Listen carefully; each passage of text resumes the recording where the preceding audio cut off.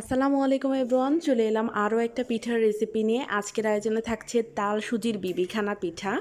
আশা করছি আজকের এই পিঠার রেসিপিটা আপনাদের কাছে ভালো লাগবে। চলুন তবে কথা না বাড়িয়ে রেসিপিটি শুরু করি। তাল সুজির বিবিখানা পিঠা তৈরি করবার জন্য প্রথমে একটা মিক্সিং বোলে আমি দিয়ে দিচ্ছি 1 কাপ পরিমাণ তালের রস। এই তালের রসটা কিন্তু ঘন তালের রস না, পাতলা করে তৈরি করে নিয়েছি। এরপর এখানে দিয়ে দিচ্ছি 1/2 কাপ পরিমাণ চিনি। মিষ্টির পরিমাণটা আপনারা আপনাদের পছন্দ মতো দেবেন, যে যেমনটা মিষ্টি খেতে পছন্দ করেন। 1/3 কাপ পরিমাণ দিয়ে দিয়েছি সয়াবিন তেল। 2 টেবিল চামচ পরিমাণ দিয়ে দিচ্ছি গুঁড়ো দুধ। গুঁড়ো দুধ দিলে টেস্টটা খুবই ভালো আসে, তাই দেওয়ার চেষ্টা করবেন। এরপর একটা হ্যান্ড হুইস্কের সাহায্যে খুব ভালোভাবে সব কিছু মিশিয়ে নিচ্ছি। ততক্ষণ পর্যন্ত মেশাবেন যতক্ষণ না চিনিটা গলে যায়। চিনিটা খুব ভালোভাবে গলে গেলে এখানে সামান্য পরিমাণ ফুড কালার দিয়ে দিচ্ছি, একটু সুন্দর রঙের জন্য। আপনারা চাইলে দিতে পারেন, না দিলেও কোনো সমস্যা নেই। আবারও ভালোভাবে সব কিছু মিশিয়ে নিলাম। এখন এখানে দিয়ে দিচ্ছি 1 কাপ এবং 1/2 কাপ অর্থাৎ 1.5 কাপ পরিমাণ সুজি। এখানে কাঁচা সুজিটা ইউজ করেছি। সুজিটাকে হালকা হাতে একটু নেড়ে চেড়ে মিশিয়ে নিচ্ছি। সুজিটা মেশানো হয়ে গিয়েছে। এখানে সুজিটা আরও একটু ফুলবে, তাই আমি এখানে আরও 1/2 কাপ পরিমাণ তালের রস দিয়ে দিচ্ছি। টোটাল এখানে তালের রস ইউজ করেছি 1 কাপ এবং 1/2 কাপ পরিমাণ। আপনাদের তালের রসটা যদি ঘন হয় সেই ক্ষেত্রে আপনারা পানি দিয়ে এই ব্যাটারটাকে একটু পাতলা করে নেবেন, তবে খুব বেশি পাতলা না, আবার খুব বেশি ভারীও না। ভালোভাবে মেশানো হয়ে গিয়েছে। এখন এখানে দিয়ে দিচ্ছি 1/2 কাপ পরিমাণ নারকেল কোড়া। নারকেলটাকে মিহি মতো কুড়িয়ে নিয়েছি। 1 চা চামচ পরিমাণ দিয়ে দিচ্ছি বেকিং পাউডার। 1/2 চা চামচ পরিমাণ দিয়ে দিচ্ছি বেকিং সোডা। বেকিং পাউডার আর সোডা দুটোই যদি ইউজ করেন তাহলে কিন্তু পিঠাটা অনেক পারফেক্ট হবে। লবণ দিয়ে দিয়েছি স্বাদ মতো, 1/4 চা চামচের মতো লবণ দিয়েছি। এবার আবারও ভালোভাবে মিশিয়ে নিচ্ছি। মেশানো হয়ে গিয়েছে।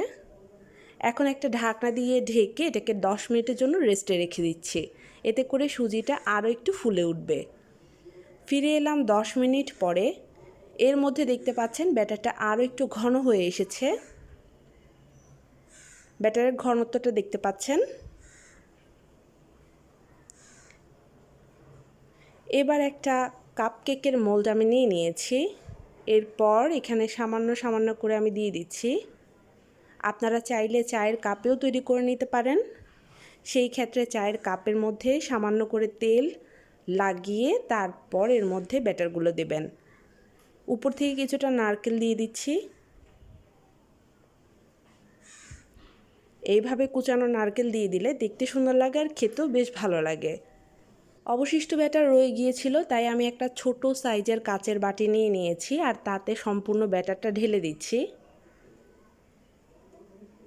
সম্পূর্ণ ব্যাটারটা ঢালা হয়ে গেলে একই প্রসেসে উপর থেকে কিছুটা নারকেল কোড়া এভাবে দিয়ে দিচ্ছি। এতে করে দেখতে সুন্দর লাগবে আর খেতেও ভালো লাগবে।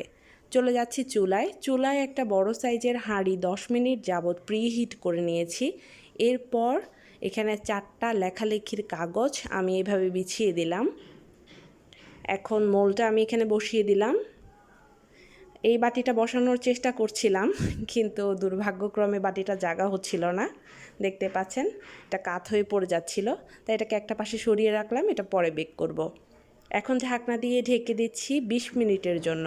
ফিরে আসবো 20 মিনিট পরে। এর মধ্যে পিঠাগুলো হয়ে যাবে। ফিরে এলাম 20 মিনিট পরে। দেখতে পাচ্ছেন পিঠার কালার কিন্তু অনেক সুন্দর এসেছে। এখন একটা টুথপিক দিয়ে চেক করে দেখছি। টুথপিকটা একদম ক্লিন এসেছে, কোনো ভেজা ভাব নেই, তার মানে এগুলো হয়ে গিয়েছে। তো আমি এগুলোকে নামিয়ে এনেছি। এগুলো পরবর্তীতে ঠান্ডা করে পরিবেশন করব। তো তার আগে সেই যে ছোটো বাটিটা রয়ে গিয়েছিল সেটা বসিয়ে আবারও ঢাকনা দিয়ে ঢেকে দিলাম 20 মিনিটের জন্য। ফিরে এলাম আবারও 20 মিনিট পরে। আবারও এটা চেক করে দেখছি, এটাও হয়ে গিয়েছে পিঠা। তো আমি বাটিটা নামিয়ে নিচ্ছি। এই পিঠাগুলো দেখতে যেমন সুন্দর, খেতেও অনেক বেশি মজার। আমার পরিবারের মানুষজন এই পিঠাটা খুবই পছন্দ করেছে। আশা করছি আপনাদের কাছেও ভালো লাগবে। দেখুন কতটা সহজে এই কাগজগুলো উঠে যাচ্ছে। আর পিঠার কালারটাও কিন্তু অনেক পারফেক্ট হয়েছে, অনেক নরম তুলতুলে এই পিঠাটা, খেতে ভীষণ ভীষণ মজার। একটা পিঠা আপনাদের সাথে ভেঙে শেয়ার করব। তো তার আগে সেই যে বাটিটার মধ্যে আমি বসিয়েছিলাম সেটা একটু খুলে নিচ্ছি। এভাবে হাত দিয়ে একটু চেপে চেপে দিলেই দেখবেন খুব সহজে খুলে যাচ্ছে। এই পিঠাটাও মাশাআল্লাহ করে অনেক সুন্দর এসেছে।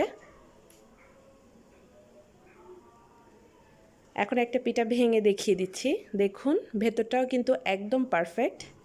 আশা করছি আজকের এই রেসিপিটা আপনাদের কাছে ভালো লেগেছে। ভালো লেগে থাকলে রেসিপিতে একটি লাইক দেওয়ার, আর চ্যানেলে যদি নতুন হয়ে থাকেন সাবস্ক্রাইব করার অনুরোধ রইল। আমার চ্যানেলে তালের অনেক ধরনের পিঠা পুলির রেসিপি রয়েছে, আপনারা চাইলে আমার চ্যানেলটা একবার ঘুরে আসতে পারেন, আর আমি ডেসক্রিপশনে লিংক দিয়ে দিব, চাইলে সেখান থেকেও দেখে নিতে পারেন।